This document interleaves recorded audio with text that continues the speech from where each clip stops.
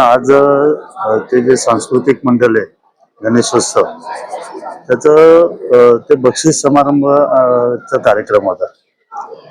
आणि महेशचं कसं आहे माहिती आहे का, जे दिघे साहेबांना अपेक्षित आहे, बाळासाहेबांना अपेक्षित होतं ते कार्य ते जनसामान्यांपर्यंत पोहोचण्याचं, ते छत्री वाटप असेल, गणेशोत्सवाची हे असेल, एक हा कार्यक्रम ऍक्च्युली पहिल्यांदा आपल्या महाराष्ट्रामध्ये कोणी चालू केला असेल तर तो आनंद दिघे साहेबांना.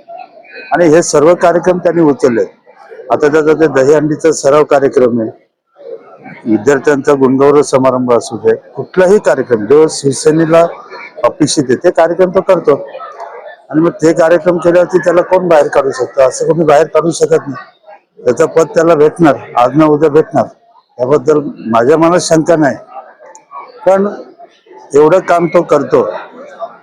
तसं बघितलं तर कल्याण पूर्वेला मला तरी जे वाचण्यात येतं तुमच्या मार्फत किंवा मी बघत असतो, पूर्णपणे एक हाती महेश गायकवाड महेश गायकवाड महेश गायकवाड असंच आहे.